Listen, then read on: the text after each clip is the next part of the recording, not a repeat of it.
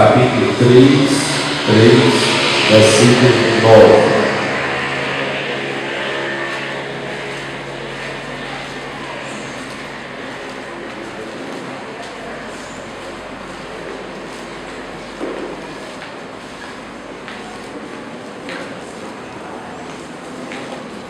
Nós estamos com alguns pastores, né? Além de mim, o pastor Alexandre, o pastor Xandó, o Pedro ficar de pé, como estava aqui no louvor, está lá atrás, estava aqui no. Talvez para aqueles que, alguns que estejam nos visitando e não conheçam. O pastor Adolfo está pegando a brisa ali, vou pedir para ele dar uma chegadinha aqui na porta. Aqui na porta para a gente ver. Ele não é Golias, ele é da descendência de Davi. Ele é alto, forte, certo? Não, mas pode ficar lá na brisa. Eu sei que o som está chegando lá, fica à vontade. Mas pastor Adolfo, está certo? Maravilha, a brisa aí, né? Dulce, onde é que está Dulce? Dulce está aqui ou está lá embaixo? Deve estar lá embaixo com a criançada. Está lá embaixo lá com a criançada, a sua esposa, filha da nossa irmã Denise, né? Acredito que a maior parte com certeza conhece. 1 Coríntios, capítulo 3, versículo 9. Vamos ler esse versículo juntos, vamos ficar de pé. 1 Coríntios 3, versículo 9. Nós vamos só não ler aquela partezinha lavoura de Deus, tá certo? Só essa parte que a gente não vai ler, né? Vai ler o versículo 9, você vai entender por quê. Nós vamos ler esse versículo 9. Não lendo essa parte da lavoura de Deus. Vamos ler juntos? Porque de Deus somos cooperadores. É difícil de Deus sois vós. Vamos ler de novo, mais forte. Porque de Deus somos cooperadores. É difícil de Deus sois vós. Agora sem olhar. Porque de Deus somos cooperadores. É difícil de Deus sois vós. Vamos orar ao Senhor, vamos estudar a nossa pronta. Pai, nós te agradecemos por esta noite, te louvamos mais uma vez por termos chegado em paz, com saúde, por tua proteção e cuidado sobre as nossas vidas. Te agradecemos pelo alimento que tivemos ao longo deste dia. Desde já te louvamos e clamamos pelos dias que vamos ter pela frente. Que sejam dias maravilhosos na tua presença. Sejam dias que o Senhor esteja dando continuidade em algumas vidas à reforma que um dia o Senhor começou. Sejam dias que o Senhor esteja, quem sabe, iniciando uma grande reforma em vidas aqui presentes. Clamamos a tua bênção, porque sem a ação do teu Espírito, Senhor, nada é possível fazer. Nada se fará novo se o teu Espírito não agir. Nada será de fato e significativamente reformado, transformado, mudado, se o teu Espírito não agir nos nossos corações através da tua palavra. Pedimos que essas bênçãos, no nome de Jesus e para a glória dele. Amém. Amém. Pode sentar-se. Será que você lembra do versículo? Vamos ler juntos, sem ler. Vamos ler, dizer: porque de Deus somos cooperadores, é difícil de Deus sois vós. É difícil de Deus sois vós. Nós vamos estar pensando nesses dias sobre o tema Estamos em obras. Estamos em obras. Foi até uma sugestão do pastor Xandó, quando a gente conversando e pensando sobre o tema, a gente trocou algumas ideias e chegamos a isso. Estamos em obras. E conversando também, pensamos aí nessa 1 Coríntios, ou na igreja de Corinto, e você vai entender por que, muito embora até o tempo seja pouco, mas porque se faz tão importante a gente dar uma olhada nestas epístolas que Paulo, e pensarmos sobre a igreja de Corinto, para quem Paulo, então, pelo menos nós temos essas duas epístolas escritas por Paulo, e o privilégio de nós termos essas epístolas que são tão atuais para os nossos dias. Por isso, não só para você adulto, idoso, mas você jovem, adolescente, eu quero que você fique também bem de olho.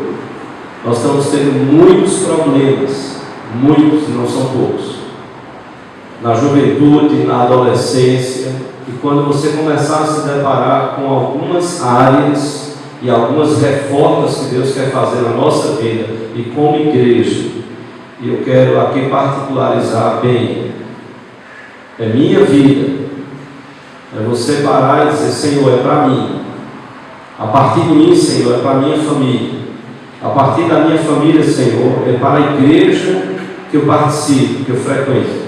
Então, Senhor, começa uma reforma em mim, na minha família, na igreja, onde o Senhor me colocou.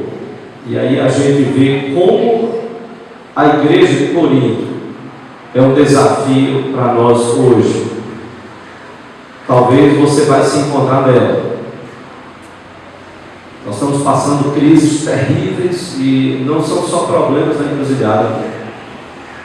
É um problema muito sério na igreja evangélica. Eu venho de um berço evangélico e não vai adiantar você ficar olhando para trás: porque na época de papai, na época de vovô, de tataravô, a igreja era assim, era assado. É na minha vida, é na minha família, é a partir de cada um de nós, pegando a igreja onde Deus está nos colocando. E aí, quem sabe, imagina, se você tirasse esse nome de Coríntios e trocasse por encruzilhada, você ia dizer: ih, rapaz, espera aí, a gente está com alguns problemas aqui sim. E aí, fazer o quê? Para você ter uma ideia, e aí a gente pensar: reforma dá trabalho, não dá? Se sua casa já passou por reforma, e eu digo isso porque nós somos 7 irmãos, pai, mãe, 7 irmãos, sempre tivemos algum parente. E aí teve uma época que nós tínhamos mais 3 filhos. Então imagina, o casal, 7 irmãos, 3 filhos, 12 pessoas no meio de uma mesa. Imagina a casa passando por reforma, uma casa que era de 2 quartos, um banheiro, sala, e depois não tem que aumentar, constrói mais um quarto para cá, joga outro quarto para lá, a casa é poente, tem que abrir a entrada de ar para um lado. De repente a gente estava morando constrói uma outra sala, aí a gente estava morando em 2 salas para aumentar um quarto, ninguém aguentava mais de reforma. A alegria foi quando a casa física, estrutural ali cresceu. Que coisa boa! Agora aquela casa que só tinha uma sala, 2 quartos, um banheiro, aquela casa agora, pelo menos para o casal, tinha uma suíte. A casa passava agora a ter um quarto lá atrás disputado. Todo mundo queria aquele quarto, que era outro quarto de suíte. Ninguém queria aquele quarto antes, mas quando soube que ia ter suíte, então os irmãos começaram: pai, não faço questão não, se o senhor quiser me colocar lá naquele último quarto, eu fico lá, sem problema. E os rapazes disputavam: não, o papai dizia: não, tem que ir, as meninas, elas precisam de uma suíte, e os rapazes sobravam. A casa que era de 2 quartos passou a ter uns 5 quartos, e aí 3 salas. Mas que coisa agradável! Você escolhia onde você telefonava para a sua namorada, de qual sala, para onde você ia. Mas tudo isso teve um preço: reforma. E nós, olhando do lado do ponto de vista espiritual, é muito bom a gente ver quando Deus está trabalhando na vida da gente, em cada um de nós, na igreja, na família. Que coisa boa! Tudo isso tem um preço. É nós estarmos em reforma constantemente. Como era essa igreja de Corinto, ou a cidade na qual esta igreja estava? Porque se nós vamos pensar, estamos em reforma, se nós olhamos para o que Paulo falou aqui em 1 Coríntios 3,9, porque de Deus somos cooperadores, edifício de Deus sois vós. Se nós somos, como igreja, um edifício e cooperamos com Deus nesta construção, de fato, onde está este edifício?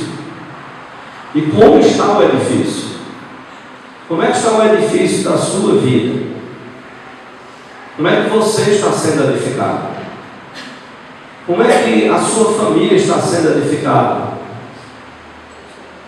Como é que a igreja que você faz parte, a partir de você e da sua família, como é que a igreja de Jesus está sendo? Não esqueça isso, a igreja, ela não é do bairro da Encruzilhada, ela está lá, ela pertence a Cristo.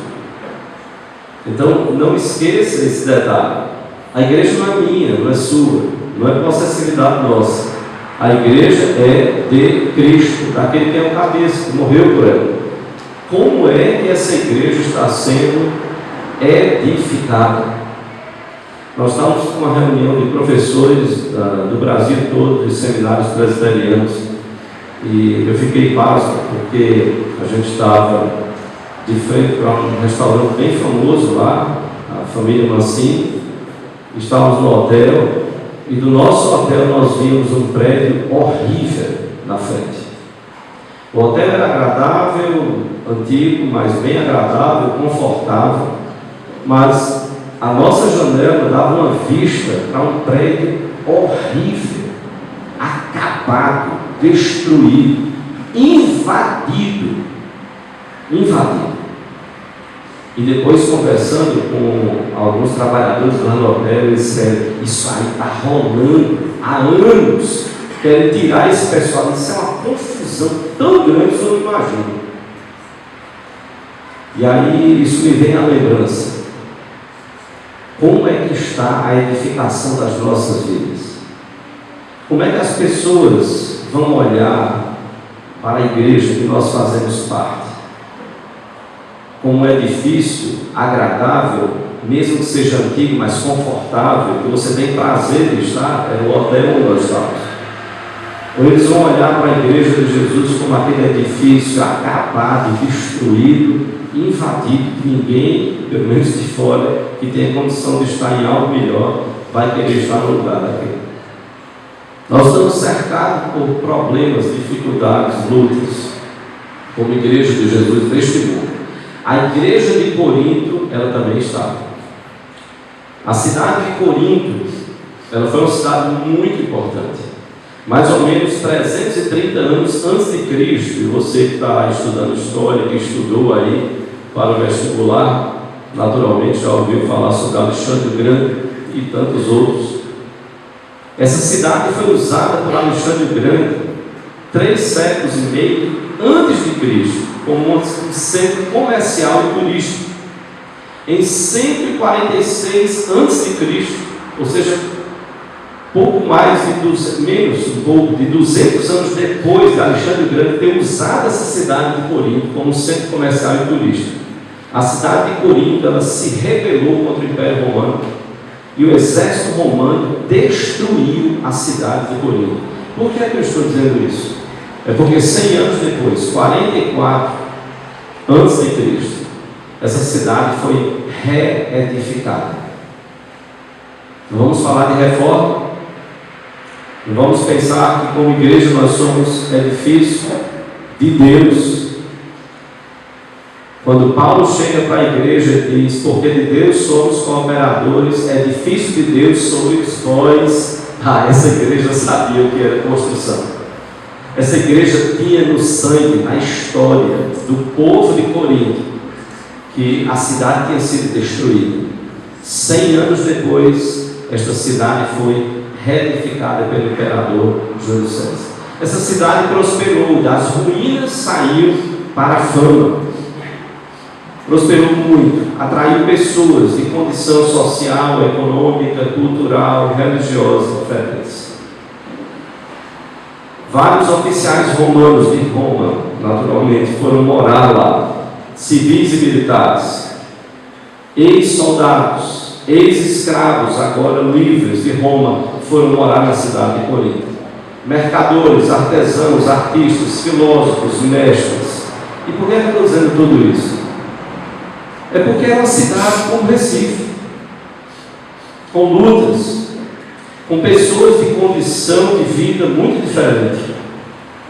Era uma cidade com história, de enfrentamentos, Era uma cidade que passou a ser uma cidade muito famosa por causa dos jogos, chamados os Jogos do Istmo de Corinto, que só perdiam em importância para as Olimpíadas gregas. Imagine como Corinto era importante, como a cidade de Corinto.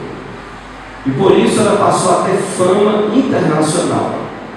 Era uma cidade de liberdade religiosa, desde que qualquer religião poderia se estabelecer em Corinto, desde que não se rebelasse contra o Império Romano. Eles tinham uma dúzia de templos, dentre eles o templo, e a gente vai falar isso mais outro dia, aqui no acampamento, um deles dedicado à deusa Afrodite. Na cidade de Corinto eles adoravam a Asclépio, a Apolo, a Poseidon, adoravam a divindades gregas como Atenas, como Hera e Hermes, a deuses egípcios como Ísis, Serapis. E veja, no meio de todo esse conjunto de adoração de grupos religiosos estavam judeus também. E agora, pela ação de Deus através da vida do apóstolo Paulo, estavam cristãos. As pessoas não entendiam muito bem esse grupo aí. Isso aí é um grupo que veio do judaísmo. Eles achavam que era como se fosse uma seita pertencente ao judaísmo, já que os judeus tinham os fariseus, tinham os escribas, tinham os saduceus. Para as pessoas que não eram da igreja, não eram do judaísmo, elas diziam: mas isso aí deve ser mais um grupo lá dos judeus, já que eles falam de um Cristo, falam desse Antigo Testamento, deve ser algum grupo lá dos judeus. Não. E esses cristãos de Corinto, eles se reuniam nas casas, eles não tinham templo. Casas grandes cabiam no máximo 50 pessoas. Nós temos 200 aqui no acampamento. Já pensou? Seríamos aqui 4 casas, cada uma com 50. Ou, se fossem casas menores, 30 pessoas em cada casa. E aí vem, Paulo passou 18 meses, 1 ano e 6 meses. Isso está lá em Atos 18, versículo 11. Nessa cidade de Corinto, pregando o Evangelho. Paulo sabia que aquela era uma cidade importantíssima para, a partir dela, o Evangelho se espalhar. Ele fundou essa igreja na sua 2ª viagem missionária. Há um relato belíssimo, se você puder depois, talvez nesse acampamento, ler Atos capítulo 18. Inclusive, como igreja, nós estamos aí, é livre, você fica à vontade. Mas nesse mês de fevereiro, por dia, um capítulo, em 28 dias. Se você não começou, ainda dá tempo de começar, só que agora você tem que ler 2 capítulos por dia e terminar até o final de fevereiro. Paulo amou essa igreja, que foi fundada na sua 2ª viagem missionária. Repito, há um relato belo. Se você puder ler, quem sabe hoje à noite, abre lá em Atos 18, você vai ver como Deus usou Paulo nessa cidade de Corinto. Mais do que qualquer outra igreja, Paulo dedicou talento, dons, tempo, lágrimas. Ele amou essa igreja, tendo recebido tão pouco dela. Ele a amou profundamente. Possivelmente escrita por volta do ano 55 depois de Cristo. Paulo fundou a igreja possivelmente pelo ano 50. 5 anos depois, há 7 anos, ele estava escrevendo 1 Coríntios, orientando a igreja, chamando a igreja à palavra de Deus, para seguir a palavra de Deus. 2 Coríntios, mais ou menos uns 6 meses depois que ele escreveu 1 Coríntios. Visitou essa igreja 3 vezes. Escreveu as 2 maiores cartas aí do Novo Testamento, só perdendo ali para Romanos, 16 capítulos. Mas 1 e 2 Coríntios são enormes, longas cartas, com orientação sabia. Um pastor que amou essa igreja, que orou muito por ela. Eu fico pensando o que nós cantamos aqui: Deus me ama. Porque Ele me ama, Ele quer edificar a minha vida. Porque Ele me ama, Ele quer edificar a minha família, com a sua vida, a sua família. Porque Ele me ama, Ele quer edificar a igreja dele. Ela não é minha, ela não é sua como posse. Não esqueça isso. A igreja de Jesus. Quando amarmos, amaremos a igreja de Jesus. Se odiarmos, odiaremos a igreja de Jesus. Se abraçarmos, abraçaremos a igreja que Jesus está edificando. Se afastarmos ou nos afastarmos, afastaremos e nos afastaremos da igreja pela qual Ele morreu e deu a sua vida. Paulo amou essa igreja profundamente. Corinto é tão atual para os nossos filhos. Nós estamos como meninos na igreja. Tem gente que foi criada, e por favor, eu não estou falando só da Encruzilhada. Tem gente de várias denominações que está caindo em coisas simples que a Bíblia fala. Já pensou? 1 Coríntios fala sobre família. 1 Coríntios fala sobre sexualidade. 1 Coríntios fala sobre dons espirituais. 1 Coríntios e também depois 2 Coríntios fala sobre liberdade cristã. 1 Coríntios fala sobre o amor e tantos outros assuntos importantes, como a ceia, a ressurreição, relacionamento entre irmãos. Por isso, e estou citando isso para que você tenha ideia do quanto é atual as epístolas aos Coríntios. Como nós precisaríamos e precisamos ver, Senhor, o que é que o Senhor está querendo reformar no meu coração, na minha família, na igreja onde eu estou? Senhor, qual foi o valor que nós perdemos e a gente está precisando recuperar esse valor? E o Senhor está querendo usar cada um de nós para que esses valores possam voltar. Paulo usou esse termo edificar várias vezes. Em 1 Coríntios 3, a partir de amanhã nós vamos estar vendo isso. Ninguém edifica sem a cooperação de outras pessoas. Eu sozinho não sou melhor do que eu com você e você comigo. Nós juntos. E Paulo nos dá essa grande lição em 1 Coríntios 3 e em outros textos. Se você abrir em Efésios capítulo 2, por favor, se você puder abrir em Efésios capítulo 2.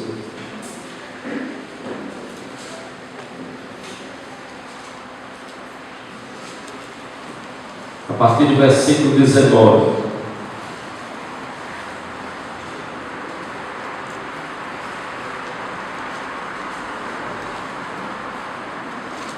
Paulo usa esse mesmo termo edificar. É um termo que Paulo repete em várias epístolas. Mas veja como Paulo diz, Efésios 2, a partir do versículo 19. Efésios 2, a partir do versículo 19. Olha como Paulo fala à igreja de Éfeso, aos Efésios. Assim já não sois estrangeiros e peregrinos, mas concidadãos dos santos, e sois da família de Deus. Aí vê o que Paulo diz: edificados sobre o fundamento dos apóstolos e profetas, sendo Ele mesmo, Cristo Jesus, a pedra angular. Ou seja, Jesus é o fundamento dessa edificação, no qual todo edifício bem ajustado cresce para santuário dedicado ao Senhor, no qual também vós juntamente estáis sendo edificados para a habitação de Deus no Espírito. Olha como Paulo repete essa coisa de edificar, edifício, edificados. Ele vai repetindo e fortalecendo a igreja e dizendo: olha, o nosso fundamento é Cristo, o nosso alicerce é Cristo, a nossa base é Cristo. Então nós temos que edificar em unidade com os apóstolos e profetas, com a palavra de Deus. Se não for pela palavra, nós vamos gerar um bocado de crianças espirituais. E a cada ano você vai ver mais crianças espirituais na igreja, gabinetes cheios, crentes que não aconselham bem outros crentes, discípulos que não amadurecem, apodrecem. Lembro de uma jovem que ela procurou um pastor na cidade do Recife e disse: pastor, você não acha assim que eu estou cada vez mais amadurecida, não? Inclusive não me dão nenhum cargo aqui na igreja.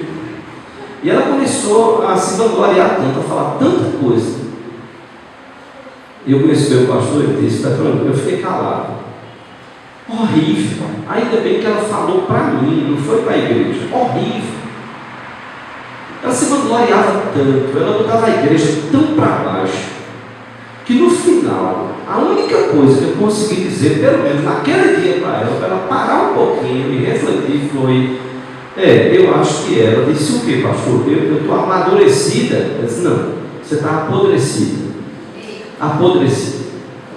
Por hoje eu só vou dizer isso. A gente vai marcar outro momento. Você falou tanto com você detonou, você acabou com a igreja de Cristo.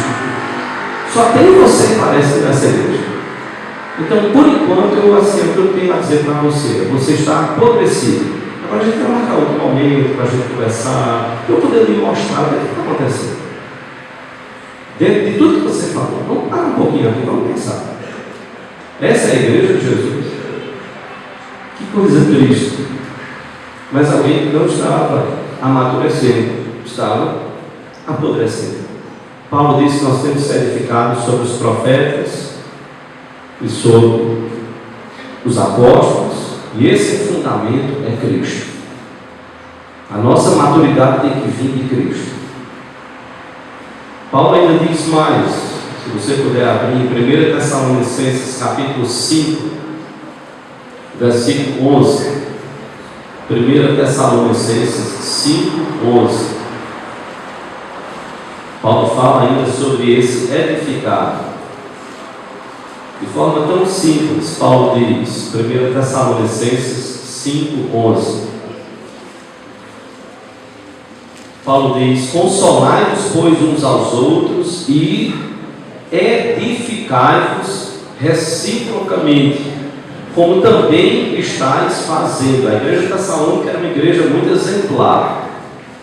E Paulo então diz: olha, vocês devem se consolar uns aos outros, e vocês devem edificar uns aos outros, reciprocamente, ou seja, um edificando o outro. E Paulo diz: como estáis, como também estáis fazendo. Eu sei que vocês estão fazendo isso, e eu estou reforçando que vocês devem continuar fazendo isso. Então veja, os nossos relacionamentos na igreja de Jesus precisam ser relacionamentos marcados pela edificação. Não está edificando, meu irmão, paradinho. Estou fora. Continuarei sendo seu irmão, vou orar por você. Agora eu estou fora dessas reuniõezinhas que não edificam, dessas conversinhas que não edificam, dessas piadinhas e brincadeirinhas que não edificam. Eu estou fora. Eu não quero ver a minha vida, minha família, a igreja onde Deus me colocou. Eu não quero ver como aquele prédio abandonado e invadido. Eu não fui chamado para ser habitação de demônio. Então, Senhor, estou fora. Me ajude, Senhor. Me ajude. Estou fora. Não edifica? Não. Ok. Estou fora. E nós temos que tomar muito cuidado. Olha como Paulo diz: edificai-vos reciprocamente. E quando você ouvir alguém parar e dizer: meu irmão, que piadinha é essa? Meu irmão, que conversinha é essa? Meu irmão, que programaçãozinha é essa? Abra os olhos. Deus pode estar levantando gente para sinalizar para você: e isso não está edificando. E se não ajunta, espalha. Se não constrói, destrói. Vai destruir. Vai estragar a sua vida. Vai estragar a sua família. E, consequentemente, poderá estragar a igreja. Por último, a última referência bíblica, Colossenses, capítulo 2, versículos 6 e 7. Colossenses 2, versículos 6 e 7.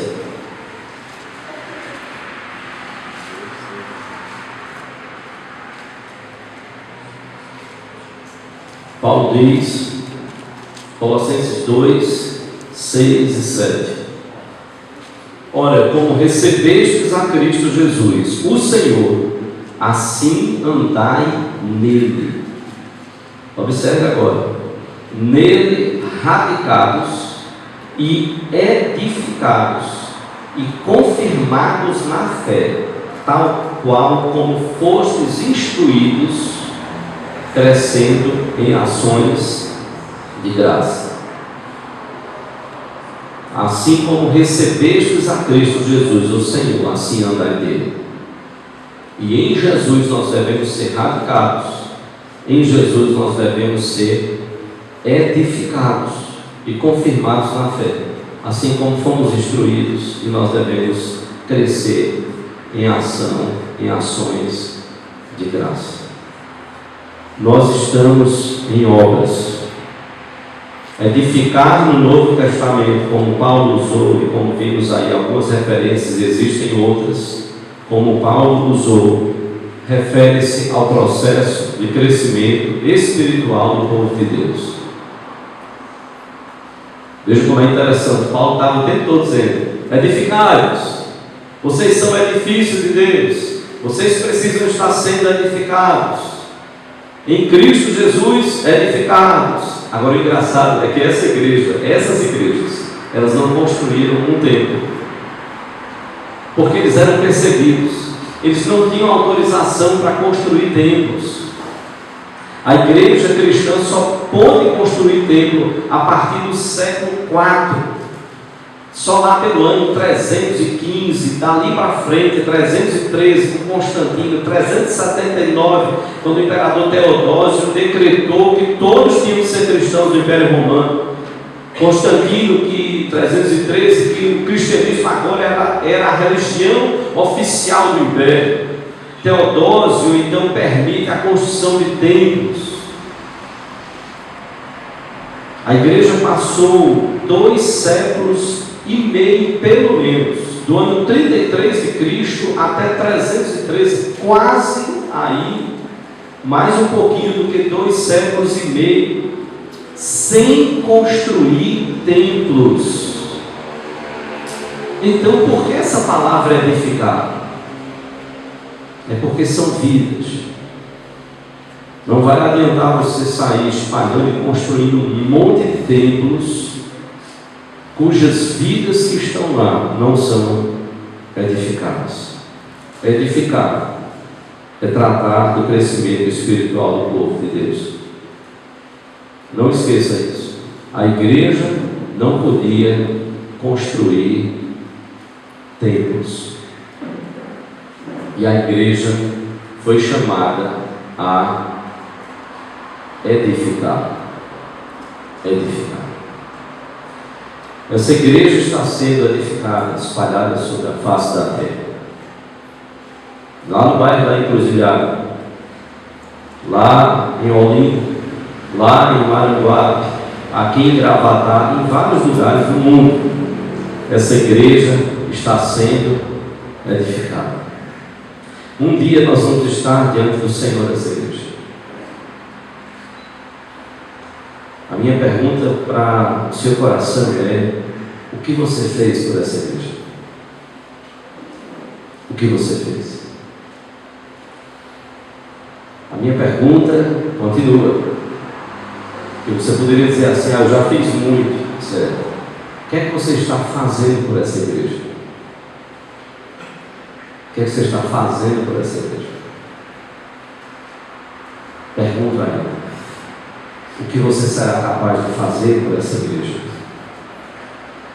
Cada um aqui sendo usado por Deus, cada um tem dons, talentos, habilidades, ministérios diferentes. O que é que você será capaz de fazer por essa igreja?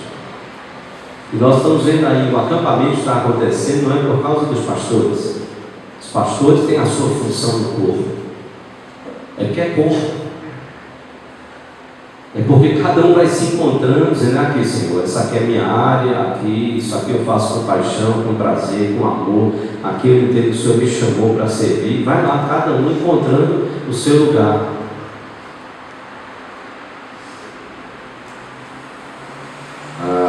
Hoje estamos aí com família, com a engenheira recém-formada. E a Reboque está trazendo mais também um engenheiro. Então é bom que a gente não vai pagar aí por projetos, né? Espero, não sei como vai ser aí para frente. Mas eu lembro do dia que a gente foi entrar na arena. A obra que eu lembro não tinha chegado nem na metade. A gente estava louco para conhecer a arena, para ver onde elas estavam estagiando, o que ela estava fazendo. E aí teve um dia que os engenheiros deram uma saída, não sei se foi um sábado, e ela disse: olha, hoje eu estou responsável, então como eu estou responsável, eu posso colocar vocês. Não podem tirar foto, ou se tirar, não pode postar, pode fazer nada. Ok, tira a foto e guarda, não pode postar nada. Bota lá o bonitinho na cabeça para se proteger e vamos lá ver a obra. Quem hoje entra não faz ideia. Mas eu entrei como espectador. Quem hoje entra e trabalhou na obra e deu duro ali, é diferente do espectador que entra, aí entra no banheiro assim: eita, banheiro bonito, não, só bonito. Você dizer isso para quem trabalhou, para os engenheiros, para arquitetos, para peão de obra, para tudo, é capaz de você levar uma mãozada. Porque você diz assim: bonito, mas a gente se acabou aqui, rapaz. Foram horas e horas, foi noite, foi cobrança, gente no pé da gente para o negócio sair, foi fazer, e quando viu, não foi assim que foi, manda fazer. Tira, quebra tudo e faz de novo. Aí a gente entra lá depois, bonito, banheiro bonito, isso aqui bonito, tá? É muito bom a gente ter depois que a coisa está feita. Eu não posso dizer que eu tenho prazer deles que trabalharam lá. Eles entrarem na obra é muito diferente. Eu acho que dá para ter arrepios você entrar na obra que você trabalhou. É parar e dizer assim: Senhor, eu faço parte desta obra chamada igreja. Obrigado, Senhor, por esse privilégio. Vai me arrepiar a cada dia pensar em igreja. Pelo fato do Senhor ter chamado a mim, a cada um de nós, para edificarmos a igreja dele. Porque de Deus somos cooperadores. Edifício de Deus sois vós. Pense nisso. Não cruze os braços. Há muita coisa para fazer. Há grandes desafios aí pela frente. Há muitas bênçãos, muitos frutos a colher. Mas nada como estar na obra. Nada como estarmos em obras. Nós estamos em obras. Nós não podemos obrigar. Não. Mas eu quero dizer, não perca tempo. Que você possa estar na obra, engajado, dedicado, envolvido. Tá? Que você possa dizer como Paulo: porque de Deus somos cooperadores. Edifício de Deus somos nós. Olharmos para cada um e podemos entender que Deus está edificando a sua igreja. Vamos orar a Deus, vamos curvar nosso tronco, vamos fechar os nossos olhos. Logo depois vou passar a palavra ao Valber e ao André. Eles vão estar aqui trazendo alguns avisos e dando aí algumas orientações, tá certo? Vamos orar, vamos fechar os nossos olhos. Deus amado, nós te agradecemos por esta noite, te louvamos, ó Deus, porque somos teus, edifício do Senhor. Nós somos pedras vivas, como diz a tua palavra. Te adoramos por Jesus, o teu Filho, que é a pedra principal, a pedra angular, o fundamento da igreja que pertence a Ele. O alicerce sobre o qual nós somos edificados. Ó Deus, nós te adoramos porque o Evangelho prosperou na cidade de Corinto. A partir da cidade de Corinto, Pai, nós te adoramos pelas outras cidades que foram alcançadas, porque a tua palavra foi vitoriosa naquela cidade, transformando vidas. Isso enche o nosso coração de alegria e esperança, na certeza de que assim como o Senhor agiu na igreja de Corinto, o Senhor continuará agindo nos nossos corações, nas nossas vidas, nas nossas famílias e na tua igreja espalhada sobre a face da terra. Nos ajuda a dizermos como Paulo, porque teus, Senhor, teus, nós somos cooperadores teus, nós somos edifício teu, Senhor. Nos ajuda, para que o nosso coração se enche da alegria de cada trabalhador quando vê a obra concluída, quando vê aquela obra querida, quando vê aquela obra destacada, que a tua igreja possa dar ao alicerce, que muitas vezes não é visto, ao fundamento, que muitas vezes não é visto, que a tua igreja possa dar ao Senhor Jesus toda honra, toda glória e todo louvor. Ó Deus, quando as pessoas olharem para nós, nos ajuda, Senhor, para que, como pedras edificadas sobre o fundamento, sobre o alicerce, que é o teu Filho Jesus, nós possamos proclamar que nós estamos erguidos por causa do teu Filho Jesus.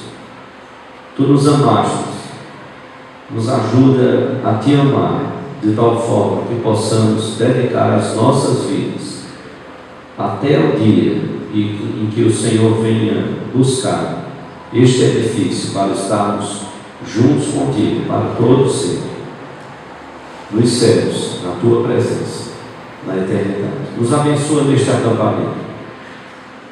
Nós queremos reafirmar que nós estamos em obras, que nós continuamos em obras, Senhor.